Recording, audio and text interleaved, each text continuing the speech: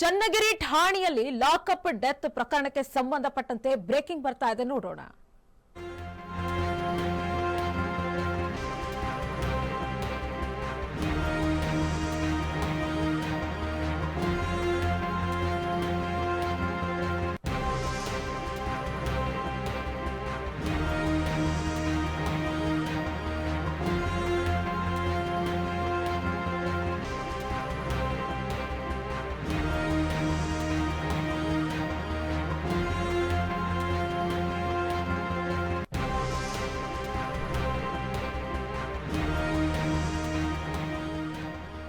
ಚನ್ನಗಿರಿ ಠಾಣೆಯಲ್ಲಿ lockup death ಪ್ರಕರಣಕ್ಕೆ ಸಂಬಂಧಪಟ್ಟಂತೆ ಡಿವೈಎಸ್ಪಿ ಪ್ರಶಾಂತ್ ಸಿಪಿಐ ನಿರಂಜನ್ ಅಮಾನತುಗೊಂಡಿದ್ದಾರೆ. ಡಿವೈಎಸ್ಪಿ ಇನ್ಸ್ಪೆಕ್ಟರ್ ಅಮಾನತಿಗೆ ಸಿಎಂ ಆದೇಶವನ್ನು ಹೊರಡಿಸಿದ್ದಾರೆ. ಆದಿಲ್ ವಿರುದ್ಧ ಮಟ್ಕಾ ದಂಧೆ ಕೇಸ್ ದಾಖಲಾಗಿತ್ತು.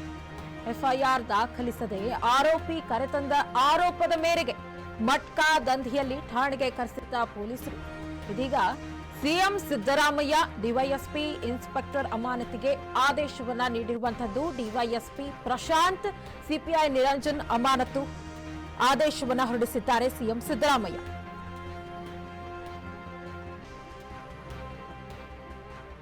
ದಾವಣಗೆರೆ ಜಿಲ್ಲೆಯ ಚನ್ನಗಿರಿ ಪೊಲೀಸ್ ಠಾಣೆ ವ್ಯಾಪ್ತಿಯ ಟಿಪ್ಪು ನಗರ ನಿವಾಸಿಯಾಗಿದ್ದ ಆದಿಲ್ ಮಟ್ಕಾ ಆಡಿಸುತ್ತಿದ್ದ ಎಂದು ಶುಕ್ರವಾರ ಪೊಲೀಸರು ಠಾಣೆಗೆ ಕರೆತಂದಿದ್ರು. ಪೊಲೀಸರು ಠಾಣೆಗೆ ಕರೆತಂದಿದ್ದಾರೆ. ಆದಿಲ್ ಬಿಪಿ ಲೋ ಆಗಿ ಕುಸಿದು ಬಿದ್ದಿದ್ದಾನೆ. ಕೂಡಲೇ ಆತನನ್ನು ಆಸ್ಪತ್ರೆಗೆ ದಾಖಲಿಸಲಾಗಿತ್ತು. ಆದರೆ ಚಿಕಿತ್ಸೆ ಫಲಕಾರಿಯಾಗದೆ ಮೃತಪಟ್ಟಿದ್ದಾನೆ. ಇದರಿಂದ ಆಕ್ರೋಶಗೊಂಡ ಮೃತ ಕುಟುಂಬಸ್ಥರು ಪೊಲೀಸ್ ಠಾಣೆ ಮೇಲೆ ದಾಳಿ ಮಾಡಿದ್ರು. ಈ ಸಂಬಂಧ ಗೃಹ ಸಚಿವರಾಗಿರುವಂತಹ ಜಿ ಪರಮೇಶ್ವರ್ ಪ್ರತಿಕ್ರಿಯೆಯನ್ನ ನೀಡಿರುವಂತದ್ದು. ಚನ್ನಗಿರಿ ಪಟ್ಟಣದ ಆರೋಪಿ ಆದಿಲ್ ಸಾವು ಪ್ರಕರಣಕ್ಕೆ ಸಂಬಂಧಪಟ್ಟಂತೆ ಆರೋಪಿ ಆದಿಲ್ ವಿರುದ್ಧ ಚನ್ನಗಿರಿ ಪೊಲೀಸ್ ಠಾಣೆಯಲ್ಲಿ ಪ್ರಕರಣ ದಾಖಲಾಗಿತ್ತು. ಹೀಗಾಗಿ ಪೊಲೀಸರು ಆತನನ್ನ ಠಾಣೆಗೆ ಕರೆತಂದಿದ್ರು. ಠಾಣೆಗೆ ಕರೆತಂದು 7 ನಿಮಿಷದೊಳಗೆ ಆರೋಗ್ಯದಲ್ಲಿ ಏರುಪೇರು ಆಗಿ ಆದಿಲ್ ಮೃತಪಟ್ಟಿದ್ದಾನೆ ಅಂತ ಹೇಳಿದ್ರು. ಬೆಂಗಳೂರಿನಲ್ಲಿ ಮಾಧ್ಯಮ ಪ್ರತಿನಿಧಿಗಳೊಂದಿಗೆ ಮಾತನಾಡಿದ್ದಾರೆ. ಚನ್ನಗಿರಿ ಠಾಣೆಯಲ್ಲಿ ಲಾಕಪ್ ಡೆತ್ ಪ್ರಕರಣಕ್ಕೆ ಸಂಬಂಧಪಟ್ಟಂತೆ ಈಗ ಡಿವೈಎಸ್ಪಿ ಪ್ರಶಾಂತ್ ಸಿಪಿಐ ನಿರಂಜನ್ ಅಮಾನತುಗೊಂಡಿದ್ದಾರೆ. ಡಿವೈಎಸ್ಪಿ ಇನ್ಸ್ಪೆಕ್ಟರ್ ಇವರ ಅಮಾನತಿಗೆ ಸಿಎಂ ಆದೇಶವನ್ನು ಹೊರಡಿಸಿರುವಂತದ್ದು. ಆದಿಲ್ ವಿರುದ್ಧ ಮಟ್ಕಾ ದಂಧೆ ಕೇಸ್ ದಾಖಲಾಗಿತ್ತು. ಎಫ್ಐಆರ್ ದಾಖಲಿಸದೆ ಆರೋಪಿಯನ್ನ ಕರೆತಂದಿದ್ದಾರೆ ಅನ್ನುವ ಆರೋಪ. ಮಟ್ಕಾ ದಂಧೆಯಲ್ಲಿ ಠಾಣೆಗೆ ಕರೆಸಿದ ಪೊಲೀಸರು. ಹಾಗಾಗಿ ಈಗ ಈ ಪ್ರಕರಣಕ್ಕೆ ಸಂಬಂಧಪಟ್ಟಂತೆ CM Siddaramaiah DySP Prashant CPI Niranjan ಅಮಾನತು ಮಾಡಿದ್ದಾರೆ.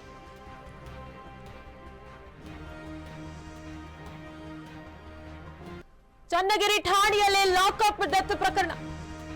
ಚನ್ನಗಿರಿ ಲಾಕಪ್ ಡೆತ್ ಕೇಸ್ ಅಲ್ಲಗಳೆದ ಸಿಎಂ. ಆದಿಲ್ ಸಾವು ಲಾಕಪ್ ಡೆತ್ ಅಲ್ಲ. ಮೃತ ಆದಿಲ್ಗೆ ಮೂರ್ಛೆ ರೋಗ ಇತ್ತು. ಆತನನ್ನ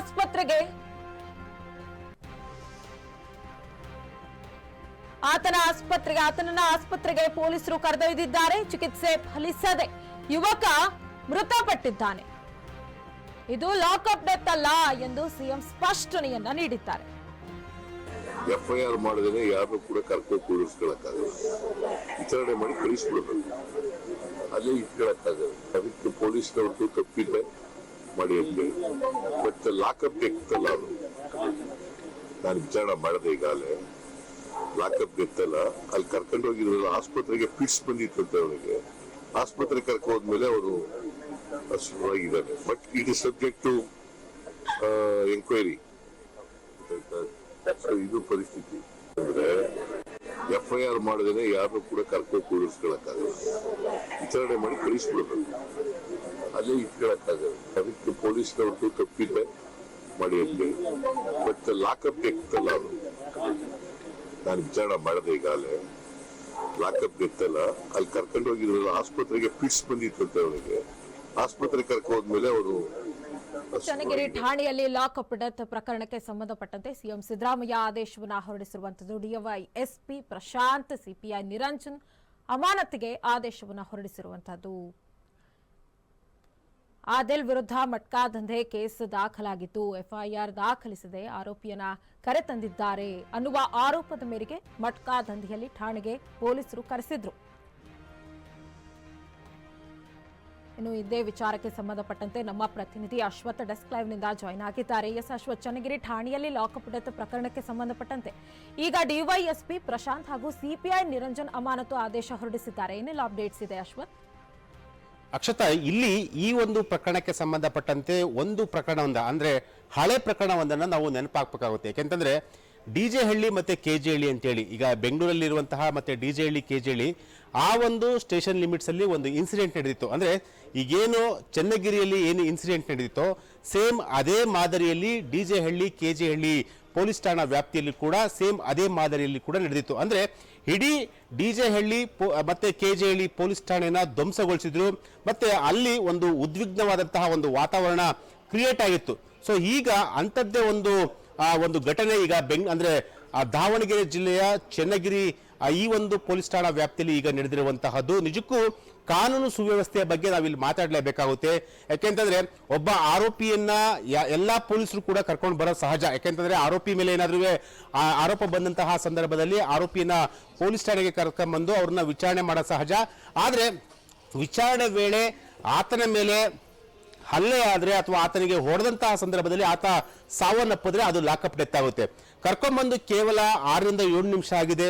ಆತ ಆತನಿಗೆ ಮುಂಚೆನೆ ಪಿಡಿಸಿತ್ತು ಅಂದ್ರೆ ಆತನಿಗೆ ಪಿಡಿಸ್ ಕಾಯಿಲೆ ಇತ್ತು. ಅಂದ್ರೆ ಆತ ಸಾವನ್ನಪ್ಪಿರ್ತಾನೆ. ಅಂದ್ರೆ ಆದಿಲ್ ಅಂತೇಳಿ ಆತನ ಹೆಸರು, ಆರೋಪಿ ಹೆಸರು. ಮಟ್ಕಾ ದಂಧೆ ಪ್ರಕರಣದಲ್ಲಿ ಆತನನ್ನ ಕರ್ಕೊಂಡ್ಬಂದಿರ್ತಾರೆ ಆದಿಲ್ನನ್ನ ಚನ್ನಗಿರಿ ಪೊಲೀಸರು. ಆದ್ರೆ ಇಲ್ಲಿ ಕೇವಲ 6 ರಿಂದ 7 ನಿಮಿಷದಲ್ಲಿ ಆತ ಸಾವನ್ನಪ್ತಾನೆ. ಅದಾದ ನಂತರ ಆದಿಲ್ ಕುಟುಂಬಸ್ಥರು ಇಡೀ ಪೊಲೀಸ್ ಠಾಣೆಯ ಮೇಲೆ ನುಗ್ತಾರೆ, ಪೊಲೀಸ್ ಠಾಣೆಗೆ ಹಲ್ಲೆ ಮಾಡ್ತಾರೆ, ಪೊಲೀಸ್ ಠಾಣೆಯ ಮೇಲೆ ಅಂದ್ರೆ ಕಲ್ಲು ತೂರಾಟ ಮಾಡ್ತಾರೆ. ಜೊತೆಗೆ ಪೊಲೀಸ್ ಅಧಿಕಾರಿಗಳ ಮೇಲೂ ಕೂಡ ಒಂದು ದಾಂಧಲೆಯನ್ನ ಮಾಡುವಂತಹ ಒಂದು ಕೆಲಸವನ್ನ ಮಾಡ್ತಾರೆ. ಆದ್ರೆ ಅಂದ್ರೆ ಇಲ್ಲಿ ಒಂದು ಪ್ರಕರಣವನ್ನ ಅಂದ್ರೆ ಈಗಾಗಲೇ ನನ್ನ ಡಿಜೆ ಹಳ್ಳಿ ಕೆಜೆ ಹಳ್ಳಿ ಪ್ರಕರಣ ಏನ್ ನೆನಪು ಮಾಡಿದ್ನೋ ಸೊ ಅದೇ ಮಾದರಿಯಲ್ಲಿ ನಿನ್ನೆ ಇಡೀ ಚನ್ನಗಿರಿ ಪೊಲೀಸ್ ಠಾಣೆಯನ್ನೇ ಇಡೀ ಧ್ವಂಸ ಮಾಡಿರುವಂತದ್ದು. ಸೊ ಹಾಗಾಗಿ ಈ ಒಂದು ಪ್ರಕರಣ ಈಗ ರಾಜಕೀಯ ತಿರುವನ್ನು ಕೂಡ ಪಡಿತಾರಂಥದ್ದು. ಅಂದ್ರೆ ಎಲ್ಲೋ ಒಂದ್ ಕಡೆ ಈಗಾಗಲೇ ಕುಮಾರಸ್ವಾಮಿ ಅವರು ಕೂಡ ಒಂದು ಸ್ಟೇಟ್ಮೆಂಟ್ ಅನ್ನ ಮಾಡಿದ್ದಾರೆ ಈ ಒಂದು ಪ್ರಕರಣಕ್ಕೆ ಸಂಬಂಧಪಟ್ಟಂತೆ. ಕಾನೂನು ಸುವ್ಯವಸ್ಥೆ ಸಂಪೂರ್ಣವಾಗಿ ಹದಗೆಡ್ತಾ ಇದೆ, ಅಧಿಕಾರಿಗಳ ಹೋಲ್ಡಿಂಗ್ ಇಲ್ಲ ಅಂತ ಹೇಳ್ತಾ ಇದ್ದಾರೆ. ಅಂದ್ರೆ ರಾಜಕಾರಣಿಗಳ ಮಧ್ಯೆ ಅಥವಾ ಸರ್ಕಾರದ ಮಧ್ಯೆ ಏನು ಅಧಿಕಾರಿಗಳಿಗೆ ಒಂದು ಹೋಲ್ಡಿಂಗ್ ಸಿಗ್ತಾ ಇಲ್ಲ ಅಂತೇಳಿ ಕುಮಾರಸ್ವಾಮಿ ಅವರು ಕೂಡ ನೇರವಾಗಿ ಸರ್ಕಾರವನ್ನ ವಾಗ್ದಾಳಿ ಮಾಡಿರುವಂತದ್ದು. ಇಲ್ಲಿ ಪ್ರಮುಖವಾಗಿ ಅಂತಂದ್ರೆ ಸಿಎಂ ಸಿದ್ದರಾಮಯ್ಯ ಕೂಡ ಈ ಒಂದು ಪ್ರಕರಣವನ್ನು ಕೂಡ ತುಂಬಾ ಗಂಭೀರವಾಗಿ ತೆಗೆದುಕೊಂಡಿದ್ದಾರೆ.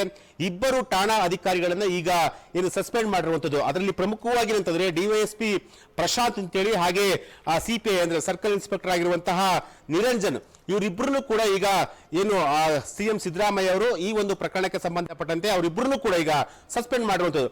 ಇಲ್ಲಿ ಒಂದು ವಿಚಾರವನ್ನ ನಾವು ಹೇಳಲೇಬೇಕಾಗುತ್ತೆ. ಕೇವಲ ಠಾಣಾ ಅಧಿಕಾರಿಗಳನ್ನ ಸಸ್ಪೆಂಡ್ ಮಾಡಿದ್ರೆ ಸಾಲಲ್ಲ. ಯಾಕೆಂತಂದ್ರೆ ಠಾಣಾ ಅಧಿಕಾರಿಗಳು ಏನ್ ಮಾಡ್ತಾರೆ, ಒಬ್ಬ ಆರೋಪಿಯನ್ನ ಕರ್ಕೊಂಡ್ಬರ್ತಾರೆ, ಕರ್ಕೊಂಡ್ಬಂದಂತಹ ಸಂದರ್ಭದಲ್ಲಿ ಇಂತಹ ಪ್ರಕರಣಗಳು ನಡೆಯೋದು ಸಾಮಾನ್ಯ. ಯಾಕೆಂತಂದ್ರೆ ಲಾಕಪ್ ಡೆತ್ ಆಗಿದೆ ಅಂದ್ರೆ ಪರ್ಪಸ್ಫುಲಿ ಅಂದ್ರೆ ಬೇಕು ಅಂತಲೇ ಏನಾದ್ರೂ ಆರೋಪಿಯನ್ನ ಠಾಣೆಯಲ್ಲಿ ಇರಿಸಿ ಅನಧಿಕೃತವಾಗಿ ಕರ್ಕೊಂಡ್ಬಂದು ಆತನ ಠಾಣೆಯಲ್ಲಿ ಇರಿಸಿ ಆತನಿಗೆ ಚಿತ್ರಹಿಂಸೆಯನ್ನು ಕೊಟ್ಟು ಆತ ಒಂದು ವೇಳೆ ಏನಾದ್ರು ಸಾವನ್ನಪ್ಪಿದ್ರೆ ಆವಾಗ ಠಾಣಾ ಅಧಿಕಾರಿಗಳ ಮೇಲೆ ಇವರು ಆಕ್ಷನ್ ಅನ್ನು ತೆಗೆದುಕೊಳ್ಬೇಕಾಗುತ್ತೆ. ಅದರ್ವೈಸ್ ಅಂದ್ರೆ ಇಂತಹ ಒಂದು ಸೆನ್ಸಿಟಿವ್ ಪ್ರಕರಣ ಈಗ ಅಂದ್ರೆ ಆತ ಏನು ಮಹಾತ್ಮ ಗಾಂಧಿ ಅಲ್ಲ ಅಥವಾ ಮತ್ತೊಬ್ಬಲ್ಲ ಅಥವಾ ಅಂದ್ರೆ ಪ್ರಜ್ಞಾವಂತ ಬೇರೆ ಅಂದ್ರೆ ಆ ರೀತಿಯಾದಂತಹ ಒಂದು ವ್ಯಕ್ತಿ ಅಲ್ಲ. ಆತ ಮಟ್ಕಾ ದಂಧೆಯಲ್ಲಿ ಆತ ಭಾಗಿಯಾಗಿರ್ತಾನೆ. ಆತನನ್ನ ಠಾಣೆಗೆ ಕರ್ಕೊಂಡ್ಬಂದು ವಿಚಾರಣೆ ಮಾಡಿದ್ರೆ ಮತ್ತೆ ಇನ್ನೆಲ್ಲಿಗೆ ಕರ್ಕೊಂಡೋಗಿ ವಿಚಾರಣೆ ಮಾಡಬೇಕು.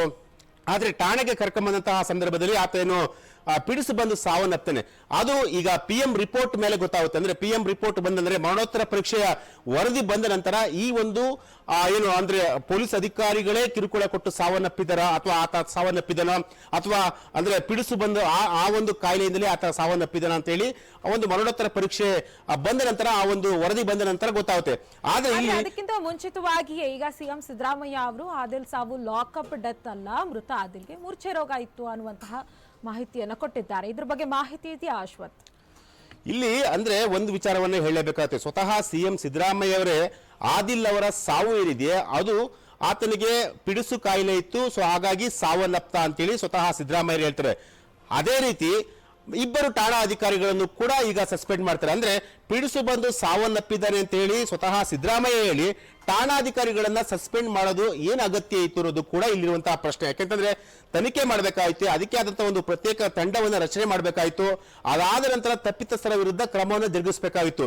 ಆದ್ರೆ ತನಿಖಾ ಹಂತದಲ್ಲಿ ಇರುವಂತಹ ಸಂದರ್ಭದಲ್ಲಿ ಠಾಣಾಧಿಕಾರಿಗಳನ್ನ ಸಸ್ಪೆಂಡ್ ಮಾಡೋದಿದೆಯಲ್ಲ, ಅದು ಬಹಳ ಇಲ್ಲ ಒಂದ್ ಕಡೆ ಕಾನೂನು ಸುವ್ಯವಸ್ಥೆ ಅಥವಾ ಕಾನೂನನ್ನ ಕಂಪ್ಲೀಟ್ ಆಗಿ ಇಲ್ಲ ಒಂದ್ ಕಡೆ ಇವರೇ ಒಂದ್ ಸ್ವಲ್ಪ ಗಾಳಿಗೆ ತೂರುವಂತಹ ಒಂದು ಕೆಲಸವನ್ನ ಮಾಡ್ತಾರೆ. ಅಂದ್ರೆ ಯಾರ ಹೋಲೈಕೆಗಾಗಿ ಈ ರೀತಿಯಾದಂತಹ ಒಂದು ಕೆಲಸವನ್ನ ಮಾಡಿದ್ರು ಅನ್ನೋದು ಕೂಡ ಇಲ್ಲಿರುವಂತಹ ಪ್ರಶ್ನೆ. ಸೊ ಹಾಗಾಗಿ ಈ ಒಂದು ಪ್ರಕರಣ ಇದೆಯೋ, ಈ ಒಂದು ಪ್ರಕರಣ ಈಗ ಗಂಭೀರವಾದಂತಹ ಪ್ರಕರಣ. ಸೊ ಈ ಒಂದು ಪ್ರಕರಣದಲ್ಲಿ ಪೊಲೀಸ್ ಅಧಿಕಾರಿಗಳು ತಪ್ಪು ಮಾಡಿದ್ರು ಕೂಡ ಅವರ ಮೇಲೆ ನಿರ್ದಾಕ್ಷಿಣ್ಯವಾಗಿ ಕ್ರಮ ಆಗಬೇಕು. ಆದ್ರೆ ಇಲ್ಲಿ ಪೊಲೀಸ್ ಅಧಿಕಾರಿಗಳು ತಪ್ಪು ಮಾಡಿದರೆ ಅನ್ನೋದು ಯಾವಾಗ ಗೊತ್ತಾಗುತ್ತೆ? ಇನ್ವೆಸ್ಟಿಗೇಷನ್ ಮಾಡಿದಂತ ಗೊತ್ತಾಗುತ್ತೆ.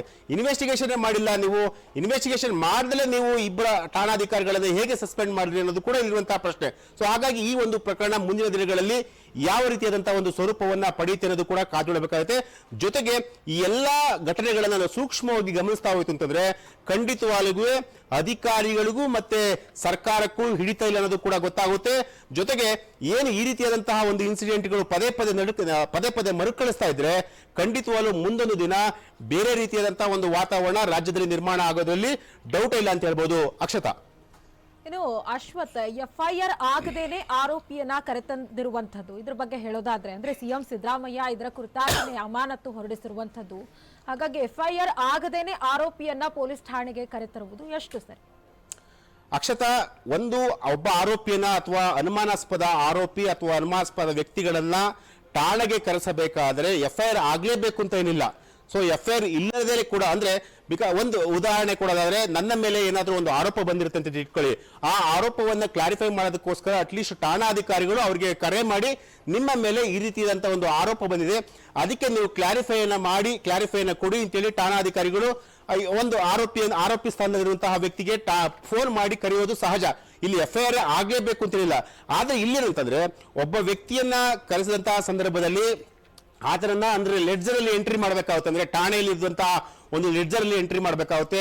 ಆತನನ್ನ ಯಾವ ಪ್ರಕರಣದಲ್ಲಿ ನಾವು ಠಾಣೆಗೆ ಕರೆಸಿದ್ವಿ, ಮತ್ತೆ ಅವನನ್ನ ಎಷ್ಟು ಗಂಟೆಗೆ ಕರೆಸಿದ್ವಿ, ಮತ್ತೆ ಅವನಿಗೆ ಏನಾದ್ರು ಹೆಲ್ತ್ ಇಶ್ಯೂಸ್ ಇದೆಯಾ, ಆ ಎಲ್ಲವನ್ನೂ ಕೂಡ ಲೆಡ್ಜರ್ ಅಲ್ಲಿ ಎಂಟ್ರಿ ಮಾಡಬೇಕಾಗುತ್ತೆ. ಸೊ ಆ ಕೆಲಸವನ್ನ ಠಾಣಾಧಿಕಾರಿಗಳು ಮಾಡಿದಾರ ಇಲ್ಲ ಅನ್ನೋದು ಕೂಡ ಇರುವಂತ ಪ್ರಶ್ನೆ. ಯಾಕೆಂತಂದ್ರೆ ಠಾಣಾಧಿಕಾರಿಗಳು ಅಥವಾ ಈ ಒಂದು ಪ್ರಕರಣದ ಬಗ್ಗೆ ಕೇವಲ ಅವರು ಪೊಲೀಸ್ ಅಧಿಕಾರಿಗಳು ಅಂದ್ರೆ SP ಉಮಾಶಂಕರ್ ಏನಿದ್ದಾರೆ ಅವರು ಹೇಳುವಂತಹ ಪ್ರಕಾರ ಆತ ಏನು ಮಟ್ಕಾ ದಂಧೆಯ ಪ್ರಕರಣದಲ್ಲಿ ಆತನನ್ನ ನಾವು ಠಾಣೆಗೆ ಕರೆಸಿದ್ದೀಜ, ಆತ ಕೇವಲ 6 ರಿಂದ 7 ನಿಮಿಷ ಮಾತ್ರ ಠಾಣೆಯಲ್ಲಿದ್ದ, ಅದಾದ ನಂತರ ಆತ ಏನು ಸಾವನ್ನಪ್ಪ ಅನ್ನೋ ಒಂದು ಅಂದ್ರೆ ಆಸ್ಪತ್ರೆಗೆ ಸಾಗಿಸುವ ದಾರಿಯಲ್ಲಿ ಆತ ಸಾವನ್ನಪ್ಪ ಅಂತೇಳಿ SP ಅವರು ಕೂಡ ಈಗ ಸ್ಟೇಟ್ಮೆಂಟ್ ಅನ್ನ ಮಾಡಿರುವಂತದ್ದು.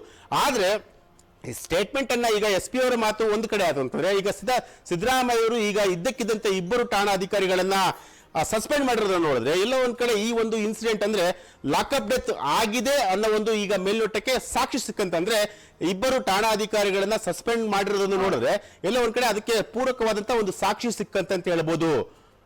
ಅಕ್ಷತಾ, ಓಕೆ, ಧನ್ಯವಾದಗಳು ಅಶ್ವಥ್ ತಮ್ಮೆಲ್ಲ ಮಾಹಿತಿಗಳಿಗಾಗಿ.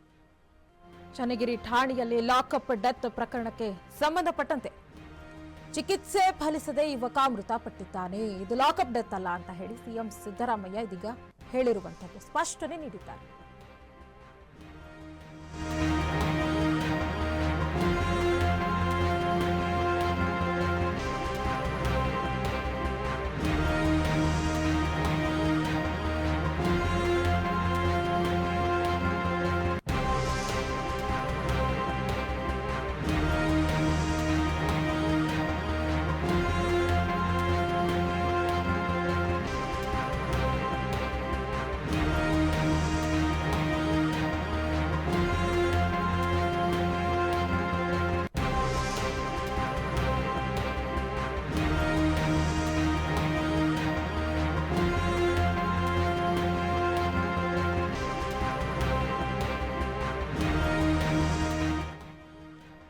ಚನ್ನಗಿರಿ ಠಾಣೆಯಲ್ಲಿ ಲಾಕಪ್ ಡೆತ್ ಪ್ರಕರಣಕ್ಕೆ ಸಂಬಂಧಪಟ್ಟಂತೆ ಬೆಂಗಳೂರಲ್ಲಿ ಅಶ್ವಥ್ ನಾರಾಯಣ್ ಪ್ರತಿಕ್ರಿಯೆಯನ್ನ ನೀಡಿದ್ದಾರೆ. ಕಾಂಗ್ರೆಸ್ ಕಾನೂನು ಸುವ್ಯವಸ್ಥೆ ಕಾಪಾಡುವಲ್ಲಿ ವಿಫಲವಾಗಿದೆ, ಕಮಿಷನ್ ತುಷ್ಟೀಕರಣವೇ ಎಲ್ಲೆಲ್ಲೂ ನಡೆಯುತ್ತಿದೆ, ಈ ಮೂಲಕ ಸಮಾಜ ವಿಭಜಿಸುವ ಪ್ರಯತ್ನ ಮಾಡುತ್ತಿದ್ದಾರೆ. ಸಿಎಂ ಹಾಗೂ ಗೃಹ ಸಚಿವರು ನಿಷ್ಕ್ರಿಯರಾಗಿದ್ದಾರೆ, ಎಲ್ಲವನ್ನೂ ರಾಜ್ಯಪಾಲರ ಗಮನಕ್ಕೆ ತರುತ್ತೇವೆ, ಕೈ ಸರ್ಕಾರದ ವಿರುದ್ಧ ಅಶ್ವಥ್ ನಾರಾಯಣ್ ವಾಗ್ದಾಳಿಯನ್ನ ನಡೆಸಿದ್ದಾರೆ. ದಂಧೆಗಳು, ಪೊಲೀಸ್ ಬೋರ್ಡ್ ಅಲ್ಲಿ ನಿಶ್ಚಯ ಆಗಿದಂತಹ ವರ್ಗಾವಣೆಗಳನ್ನ ತಡೆ ಹಿಡಿದು ಯಾವ ರೀತಿ ಹಸ್ತಕ್ಷೇಪ ಕಾನೂನನ್ನ ಸಂಪೂರ್ಣವಾಗಿ ಗಾಳಿಗೆ ತೂರಿ ಮನೆ ಬಂದಂತೆ ಆಡಳಿತವನ್ನು ಮಾಡ್ತಿರುವಂತ ಈ ಕಾಂಗ್ರೆಸ್ ಸರ್ಕಾರವನ್ನ ವಜಾ ಮಾಡಬೇಕು ಅನ್ನೋದಕ್ಕೆ ನಮ್ಮ ವರಿಷ್ಠರ ಜೊತೆಯಲ್ಲಿ ಮಾತಾಡಿ ನಮ್ಮ ಪ್ರತಿಪಕ್ಷ ನಾಯಕರು ನಮ್ಮ ರಾಜ್ಯ ಅಧ್ಯಕ್ಷರ ಜೊತೆ ಸಮಾಲೋಚನೆಯನ್ನು ಮಾಡಿ ಇದೆಲ್ಲ ಒಂದ್ ಕಡೆ ತುಂಬಾ ಆಗಿದೆ, ಅತಿಯಾಗಿದೆ, ಇವರ ಪಾಪದ ಕೂಡ ತುಂಬಿ ತುಳುಕ್ತಿದೆ. ಎಲ್ಲ ಒಂದ್ ಕಡೆ ರಾಜ್ಯದ ಜನರು ಅಸಹಾಯಕರಾಗಿ ಬದುಕುವಂತ ಪರಿಸ್ಥಿತಿ ನಿರ್ಮಾಣ ಆಗಿದೆ. ನಮ್ಮ ಪಕ್ಷದ ಕಾರ್ಯಕರ್ತರ ಮೇಲೂ ಕೇಸ್ಗಳು ಹಾಕುವಂಥದ್ದು, ಅಧಿಕಾರ ದುರ್ಬಳಕೆ ಮಾಡುವಂಥದ್ದು, ಇವೆಲ್ಲವೂ ಪ್ರತಿನಿತ್ಯ ಮಾಧ್ಯಮದ ಸ್ನೇಹಿತರ ಮೇಲೂ ಇದೇ ರೀತಿ ಕೇಸ್ಗಳು ಹಾಕುವಂಥದ್ದು ಆಗ್ತಿದೆ. ಹಾಗಾಗಿ ಒಟ್ಟಾರೆ ಇವ್ರ ಮೇಲೆ ಎಲ್ಲ ಒಂದ್ ಕಡೆ ಚಾಟಿ ಬೀಸುವಂಥದ್ದು, ಎಲ್ಲವರು ಇವ್ರ ಮೇಲೆ ಕ್ರಮ ವಹಿಸುವಂಥದ್ದು, ಕಾನೂನಿನ ಚೌಕಟ್ಟಲ್ಲೇ ಇವರ ಮೇಲೆ ಕ್ರಮ ವಹಿಸೋ ರೀತಿ ರಾಜ್ಯಪಾಲರಿಗೂ ಗಮನಕ್ಕೆ ತಂದು ಈ ಸರ್ಕಾರದ ಮೇಲೆ ಕ್ರಮ ವಹಿಸುವಂತ ರೀತಿ ಒತ್ತಾಯವನ್ನು ಮಾಡ್ತೀವಿ. ವರ್ಗಾವಣೆಯಲ್ಲಾದಂತಹ ದಂಧೆಗಳು, ಪೊಲೀಸ್ ಬೋರ್ಡ್ ಅಲ್ಲಿ ನಿಶ್ಚಯ ಆಗಿದೆ. ಬೆಂಗಳೂರಿನಲ್ಲಿ ಇದೇ ವಿಚಾರಕ್ಕೆ ಸಂಬಂಧಪಟ್ಟಂತೆ ಅಶ್ವಥ್ ನಾರಾಯಣ್ ಪ್ರತಿಕ್ರಿಯೆಯನ್ನ ನೀಡಿದ್ದಾರೆ. ಕಾಂಗ್ರೆಸ್ ಕಾನೂನು ಸುವ್ಯವಸ್ಥೆ ಕಾಪಾಡುವಲ್ಲಿ ವಿಫಲವಾಗಿದೆ. ಕಮಿಷನ್ ತುಷ್ಟೀಕರಣವೇ ಎಲ್ಲೆಲ್ಲೂ ನಡೆಯುತ್ತಿದೆ. ಈ ಮೂಲಕ ಸಮಾಜ ವಿಭಜಿಸುವ ಪ್ರಯತ್ನ ಮಾಡುತ್ತಿದ್ದಾರೆ. ಸಿಎಂ ಹಾಗೂ ಗೃಹ ಸಚಿವರು ನಿಷ್ಕ್ರಿಯರಾಗಿದ್ದಾರೆ. ಎಲ್ಲವನ್ನ ನಾವು ರಾಜ್ಯಪಾಲರ ಗಮನಕ್ಕೆ ತರುತ್ತೇವೆ. ಕೈ ಸರ್ಕಾರದ ವಿರುದ್ಧ ಇದೀಗ ಬೆಂಗಳೂರಿನಲ್ಲಿ ಅಶ್ವಥ್ ನಾರಾಯಣ್ ವಾಗ್ದಾಳಿಯನ್ನ ನಡೆಸಿದ್ದಾರೆ.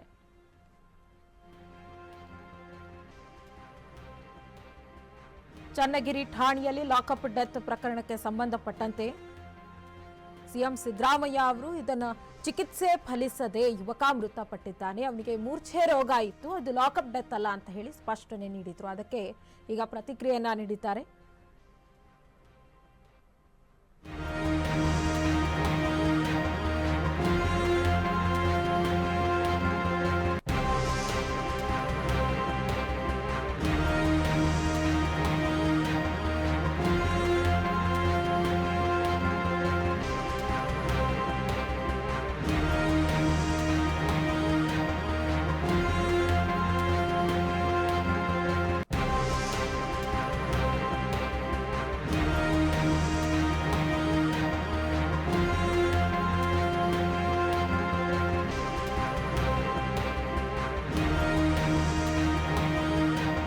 ಚನ್ನಗಿರಿ ಘಟನೆ ಕುರಿತು ಎಸ್ಪಿ ಉಮಾ ಪ್ರಶಾಂತ್ ಹೇಳಿಕೆಯನ್ನ ನೀಡಿದ್ದಾರೆ.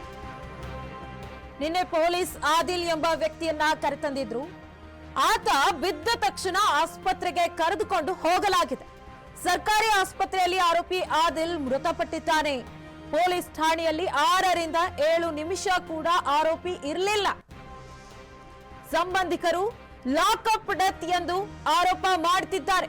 ಚನ್ನಗಿರಿ ಘಟನೆ ಕುರಿತು ಎಸ್ಪಿ ಉಮಾಶಂಕರ್ ಹೇಳಿಕೆಯನ್ನ ನೀಡಿರುವಂತದ್ದು. ಕಲಿಮುಲ್ಲಾ ಅಂತ ಸುಮಾರು 32 ವರ್ಷ ಇಲ್ಲಿ ಚನ್ನಗಿರಿ ಪಟ್ಟಣದಲ್ಲಿ ಶಿಕ್ಷಣ. ಸೊ ಅದನ್ನ ನಮ್ಮ ಒಂದು ಪ್ರಕರಣದಲ್ಲಿ ಕರ್ಕೊಂಡು ಬಂದಿರ್ತಾರೆ. ಅದಾದ ನಂತರ ವಿತಿನ್ ಒಂದು 6-7 ಮಿನಿಟ್ಸಲ್ಲಿ ಅವರು ಕೊಲ್ಯಾಪ್ಸ್ ಆಗ್ತಾರೆ, ಕುಸ್ತು ಬೀಳ್ತಾರೆ. ಅದಾದಮೇಲೆ ಇಮಿಡಿಯೇಟ್ ಆಗಿ ನಮ್ಮ ಪೊಲೀಸ್ನವರು ಅವರನ್ನು ಚನ್ನಗಿರಿ ಸರ್ಕಾರಿ ಆಸ್ಪತ್ರೆಗೆ ದಾಖಲು ಮಾಡ್ತಾರೆ. ಅಲ್ಲಿ ಬಂದು ವೈದ್ಯರು ಎಲ್ಲ ಚೆಕ್ ಮಾಡಿ ಎಲ್ಲ ನೋಡ್ತಾರೆ. ತದನಂತರ ಅವನು ಮೃತಪಟ್ಟಿರುವುದು ತಿಳಿಯುತ್ತದೆ. ಚನ್ನಗಿರಿ ಪೊಲೀಸ್ ಠಾಣೆಯಲ್ಲಿ ಉದ್ರಿಕ್ತಗೊಂಡಂತಹ ಗುಂಪು ಪೊಲೀಸ್ ಠಾಣೆಯನ್ನು ಕೆಲವು ಗಾಜುಗಳನ್ನ ಅಥವಾ ವಾಹನಗಳನ್ನು ಜಖಂಗೊಳಿಸಿದ್ದಾರೆ. ಅದಕ್ಕೆ ಸಂಬಂಧಪಟ್ಟಂತೆ ಒಂದು 3 ಪ್ರಕರಣಗಳು. ಮತ್ತೆ ಈ ಕಲಿಯುಲ್ಲಾರವರು ಅಂದರೆ ಇತರ ತಂದೆಯವರು ಕೊಟ್ಟಿರುವಂತಹ ದೂರಿನಂತೆ ಆದಿಲ್ ಅವರು ಮೃತರಾಗಿದ್ದಾರೆ. ಅದಕ್ಕೆ ಸಂಬಂಧಪಟ್ಟಂತೆ ಅನ್ಯಾಚುರಲ್ ಡೆತ್ UDR ಅನ್ನು ಮಾಡಿದ್ದೇವೆ. ಈ ಪ್ರಕರಣದಲ್ಲಿ 176(1) ಅಡಿಯಲ್ಲಿ CRPC ಅಡಿಯಲ್ಲಿ ಜುಡಿಷಿಯಲ್ ಎನ್ಕ್ವೈರಿ ಆಗ್ತದೆ. ಮ್ಯಾಜಿಸ್ಟ್ರೇಟ್ ಅವರು ಇದನ್ನ ಇನ್ಕ್ವೆಸ್ಟ್ ಅನ್ನು ಮಾಡ್ತಾರೆ, ತನಿಖೆ ಕೂಡ ನಡೀತಾರೆ. ನಾವು ಅದು ಯಾರು ಅಂತ ಹೇಳಿ ಐಡೆಂಟಿಫೈ ಮಾಡಬೇಕಾಗಿದೆ ಕೂಡ. ಸೊ ಈ ದಿವಸ FIR ಅನ್ನು ರಿಜಿಸ್ಟರ್ ಮಾಡಿದ್ದೇವೆ. ಇನ್ನು ಮುಂದೆ ತನಿಖೆಯಲ್ಲಿ ಅವ್ರು ಯಾರು ಅಂತ ಹೇಳಬೇಕು. ನಮ್ಮಲ್ಲಿರುವಂತಹ ಯೋಗಿ ಮತ್ತು ಇತರರ ಸಹಾಯದಿಂದ